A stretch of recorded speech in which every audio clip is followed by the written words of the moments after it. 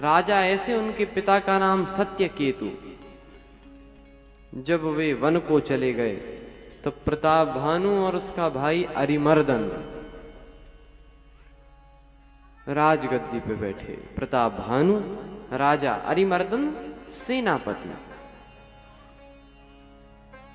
इतना बड़ा साम्राज्य, जहां जाए जिस राजा को जीत ले, इसको जाए इसे जीते।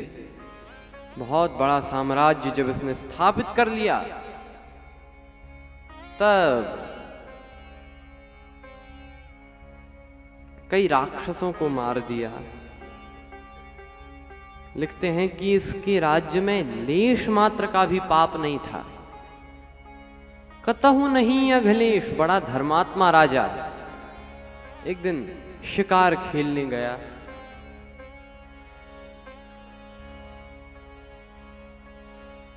आगे एक सुअर वाराह, तकी तकी तीर महीस चलावा, करी छल सुअर शरीर बचावा। और वो बहुत घने जंगलों में गया। राजा भी उस वाराह के पीछे गया और ऐसे सैनिकों से बिछुड़ गया। और आगे जाकर वो वाराह घने जंगल में कहां लुप्त हो गया और राजा घने जंगल में ही खो गया। बहुत जोर की प्यास लगी, आसपास ना कोई कुआं ना जलाशय। तब तक सूर्य अस्त होने को आया। मानो प्रताप भानु ये भी अस्ताचल की ओर चला गया।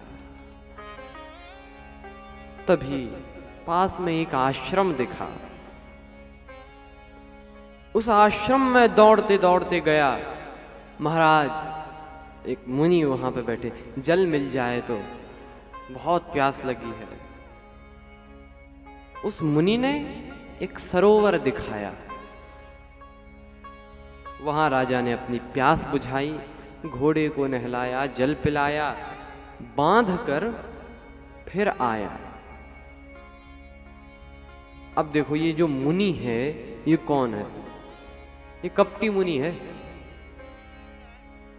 बात ऐसी है कि जब प्रताप भानु सबरे राज्यों को जीत रहा था, उनमें से एक ये राजा भी था। इसका राज्य तो छुड़ा लिया। इससे कहा कि हमारे अंडर में रहना पड़ेगा, ये माना नहीं तो निकाल दिया। ये यहां आकर राजा हो गया। दाढ़ी आ गई, मूंछ, तो उसकी वजह से प्रताप भानु तो इस राजा को पहचान नहीं पाया, लेकिन ये राजा प्रताप भानु को पहचान गया। ये वही प्रताप भानु है जिसने हमारे पूरे राज्य को भंग कर दिया। मन में एक बहुत ज्वाला जल रही प्रतिशोध की, लेकिन अभी उसे ठंडा किया और कहा राजा से कि तुम कौन? राजा ने कहा, आप जानते हैं ना, बहुत बड़ा एक राजा है प्रताप भानु। देखो, प्रताप भानु झूठ तो बोलता नहीं था, धर्मात्मा राजा था, लेकिन आज झूठ बोला। उसने कहा कि मैं प्रताप भानु नामक राजा का मंत्री हूं, ऐसा झूठ कहा। अब देखो, झूठ थोड़ा सा ही क्यों ना कहो, लेकिन झूठ तो झूठ है। हमेशा सत्य बोलना चाहिए। किसी ने कहा थोड़ा ही तो झूठ बोला, सिर्फ एक कदम उठा था गलत राहे शौक में, सिर्फ एक कदम उठा था गलत राहे शौक में, वो मंजिल तमाम उम्र मुझे ढूंढती रही। आप कोई कहे हमने जहर बोतल भर थोड़ा ही पिया था, तो थोड़ा ही है तो जहर। असत्य बोला। हालांकि कपटी मुनि जानता था कि प्रताप भानु ने कहा, खैर महाराज आप कौन? आपका नाम? अच्छा, सत्संग शुरू हो रहा था। कपटी मुनियों के यहाँ तो ऐसा ही सत्संग होता है। प्रताप भानु ने कहा, महाराज बताओ आपका नाम क्या, आपका जन्म कहाँ हुआ? तो कपटी मुनि ने कहा कि मेरा नाम एक तनु है। अब ये कपट करने वाले जो लोग हैं, इनके नाम भी सब जैसे कैसे हो जाएं? नाम भी तो थोड़ा हटके हो। इसने नाम बताया एक तनु।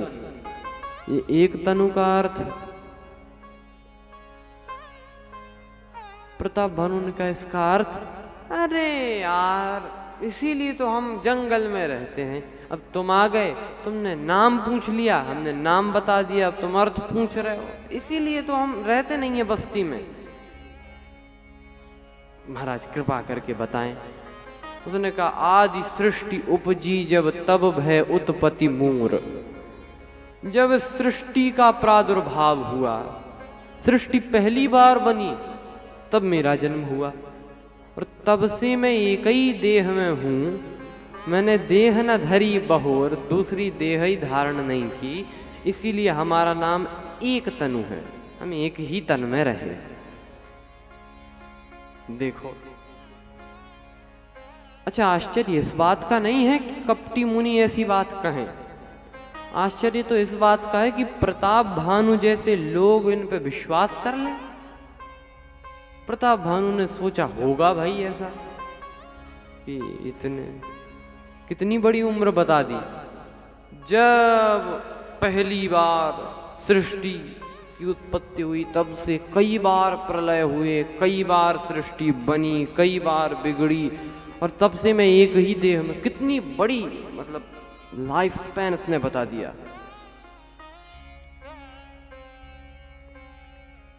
कपटी मुनियों की उम्र भी, अच्छा हो सकता है कि भाई सिद्ध पुरुषों की उम्र हो उतनी ज्यादा है। एक व्यक्ति तो एक महात्मा के पास गया, उनसे कहा महाराज हमने सुना है बगल के गांव में जो साधु जी रहते हैं ना, हमने सुना है उनकी उम्र 400 साल है। वैसे ही बोला महाराज हमने सुना उनकी उम्र 400 साल है। वो बोले हो सकता है, क्यों 600 साल से तो हम ही उनको ऐसे देखते आ रहे हैं। अब इतनी बड़ी उम्र, जब महाराज जन्म हुआ तब मैंने देह रखी और तब से मैंने देह दूसरी धारण नहीं की, इसीलिए मेरा नाम एक तनु। प्रताप भानु ने मान लिया, लेकिन सोचा जब इतने बड़े मुनि हैं तो इनसे कुछ मांग लेना चाहिए। तो महाराज कुछ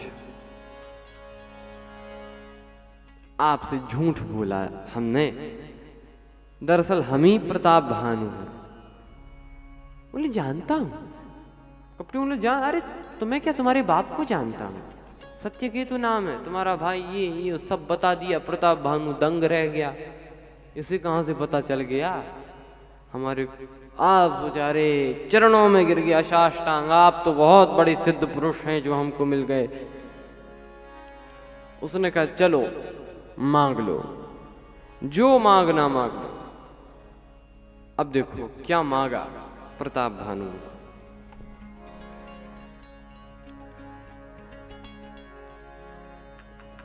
कहता है जरा मरण। महाराज ज्यादा तो हमारी इच्छा है ही नहीं मांगने की, थोड़ा सा मांगते हैं, वो थोड़ा सा ही मिल जाए। हाँ हाँ मांगो तो। इसने कहा कि जरा, महाराज बुढ़ापा हमारा कभी ना आए, हमारा कभी बुढ़ापा ना आए। तो उसने कहा नहीं आएगा, जाओ। हाँ क्या क्या वरदान दे दिया आपने, अब तो आनंद ही आनंद। बुढ़ापे में कितनी तकलीफ होती है, अब तो मैं हमेशा जवान रहूंगा। हाँ ये वो मस्त होगा ऐसे ही, जरा कभी बूढ़ा ना हो। अच्छा कभी बूढ़े ना हो तुम,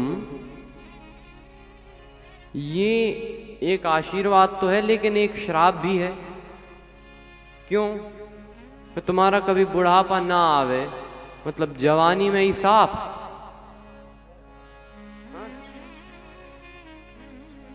तो प्रताप भानु ने कहा महाराज चलो हमारा बुढ़ापा तो नहीं आएगा, मृत्यु तो आ सकती है। हाँ वो तो आ सकती है भाई, मृत्यु तो आ सकती है। एक वरदान, मृत्यु नाव। अरे मृत्यु तो आती है, चलो एवमस्तु, तुम्हारी मृत्यु भी नहीं होगी। अब तो अरे अब तो मैं पूर्ण हो गया।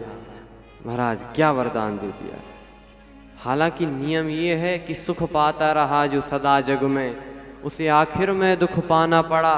पछताया नहीं जो कभी भी कहीं, उसे अंत समय पछताना पड़ा। कोई फूल न बाग में ऐसा खिला, खिल के न जिसे मुरझाना पड़ा। विधि का यह अटल विधान रहा कि जिसे आना पड़ा उसे जाना पड़ा। ये विधान है। दीपक बुझने को जलता है, दीपक बुझने को जलता है, मरण सदा से जीवन के ही आंचल में पलता है। दीपक बुझने को जलता है।